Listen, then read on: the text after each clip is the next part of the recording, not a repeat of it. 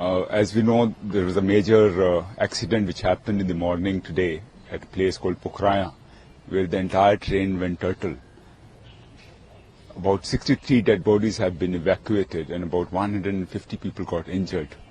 A lot of teams which are working over there right now, along with NDRF, the local police, magistrates, doctors, CRP, as well as railway authorities. The rescue operation is on, and I guess in another 10 or 15 minutes the operation will be over, and only then we will be able to tell you the exact figure of death toll.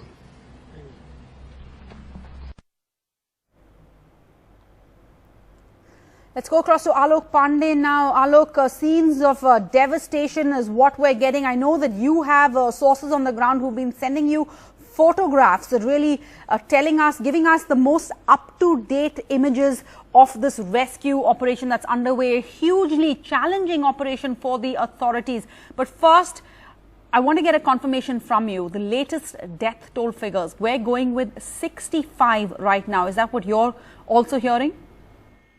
Well, yes, that is what I am hearing. Unfortunately, Sarah, the death toll just seems to be increasing. At the moment, the IG, the Inspector General in charge of the Kanpur zone for the Uttar Pradesh Police, Mr. Zaki Ahmed, has given out a statement where he said that 63 people are now dead in the Kanpur accident. Now, this is being said by the Uttar Pradesh Police. Of course, whether this death toll could go up or not, again, is something that we'll have to watch out for in the next 1 or 2 hours. But at the moment, just to confirm again to our viewers that the in charge of policing operations for the Uttar Pradesh Police in that area, somebody who would right now be heading up mostly or coordinating the relief and rescue operations there, has said that 63 people, are now dead in this railway accident, a major railway tragedy with 63 deaths, and the toll could even increase. You were talking about the pictures, Sarah.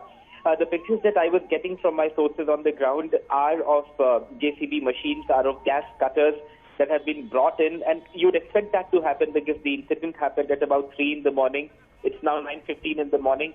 It's about a 6-hour gap. So in that time, the railways and the authorities have managed to scramble JCB machines, some kind of cranes, and you have these gas cutters that would be used to peer through the mangled remains of the bogies and try and see if there are people inside who are still trapped.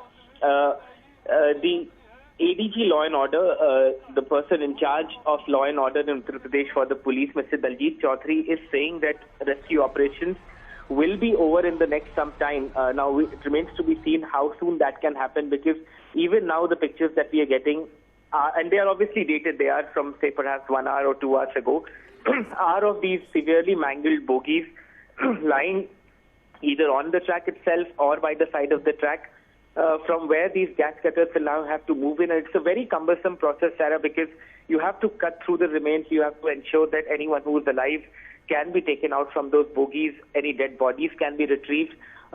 One good thing, if I can say that, is that the administration seems to have scrambled and got together some kind of a response, especially the Uttar Pradesh government. We also got some types of ambulances there. The accident site. These are ambulances that are run by the Uttar Pradesh government, and they are stationed at every rural hospital in the area, and the density of rural hospitals in an area like Kanpur would be slightly big. So those ambulances are there. You have Uttar Pradesh Roadways buses that were taken there in an effort to at least transfer the people who are not so injured in those buses to hospitals. The critically injured and the severely injured are being taken from the accident site to a hospital in Kanpur Dehat. Again, to stress, Kanpur is a very big district. It's about 90 kilometers from Lucknow. There are two parts of Kanpur. One is Kanpur, the city, which is an industrial town, and then the outskirts, the rural areas, which form the Kanpur Dehat district. This accident has happened in the Kanpur Dehat district. There is a district hospital in Kanpur Dehat itself, and then there are better specialized hospitals in Kanpur district, in the Kanpur town. So that's where the injured and the critical are being taken. 63 deaths is what the Inspector General of Police of the Kanpur range, the person at the moment who would be the nodal officer for all the coordination that would be happening in the rescue, he's confirmed to us that 63 people are dead and about 100 are injured.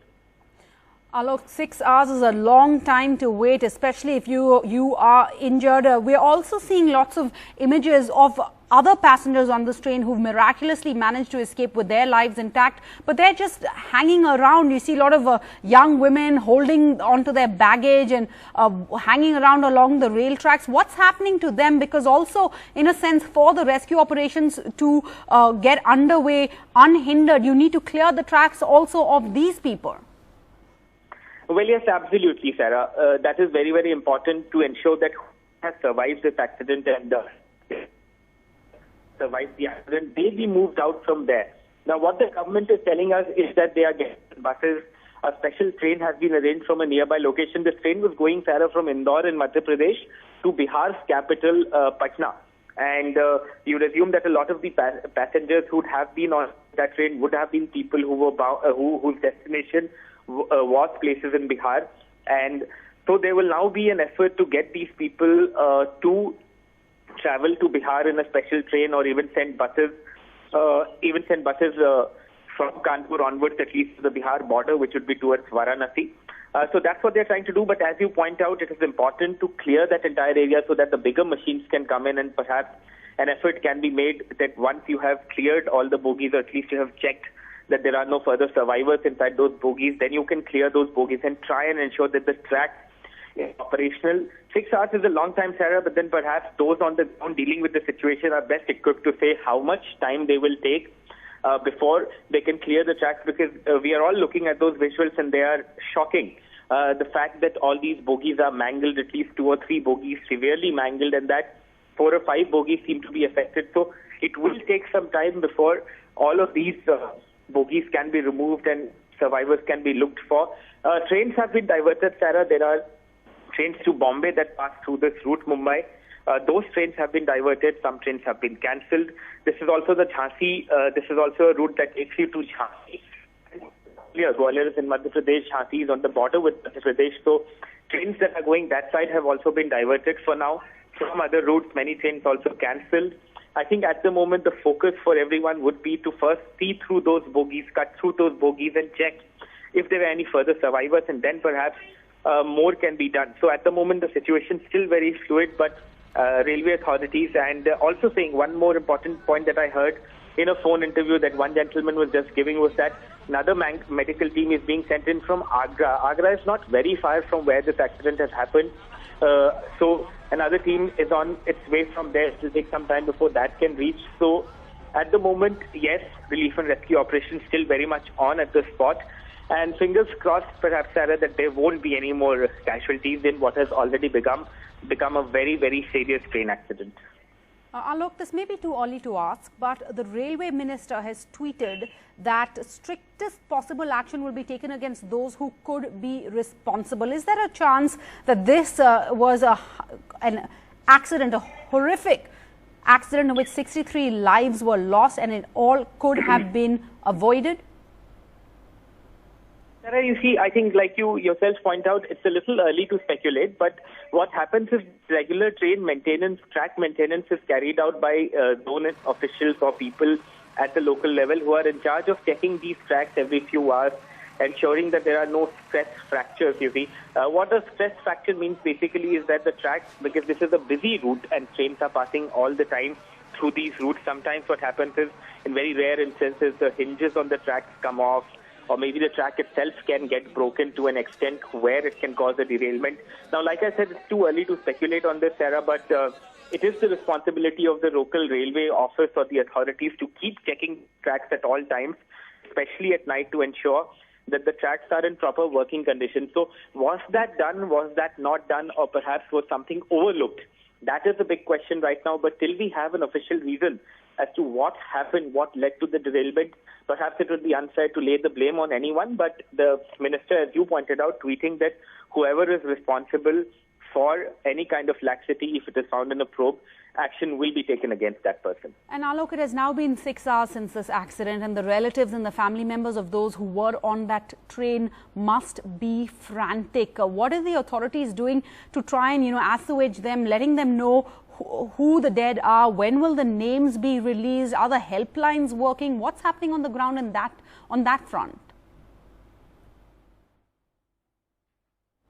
that this train was going from Indore in Madhya Pradesh to Patna, which is Bihar's capital. So a lot of these, the passengers on board these bogies would have been people bound perhaps for Bihar or at least the bordering areas of Uttar Pradesh with Bihar. So helpline numbers have been issued. In fact, what we can also do to help is that we could flash those numbers time and again on our screens so that people can start calling them. We don't know if all those helplines are working correctly or not, but a lot of numbers have been given out, and you would at least assume that the railway and the district administration, or whoever is manning those helplines, will be proactive in giving out information. I think we'll have a death toll, so I think we'll have an identification of the people soon, Sarah, but it takes some time because, you see, there is a reserve list in any train which has passengers who are reserved, who have their names on the reservation charts and who are sitting inside those trains. And then in these long-distance trains, especially trains bound for northern and eastern India, you have a situation where a lot of people buy what you call general tickets and get onto reserved compartments also because they want to travel, they have urgent travel plans. So sometimes it takes some time to identify everyone because you can, from the reserved list, you can find out names, but you again have a situation where there are people who are just there without any reservation. So it will take some time for the railways perhaps to identify each and every person and to inform their families or to at least flash out their names so that the families can get to know.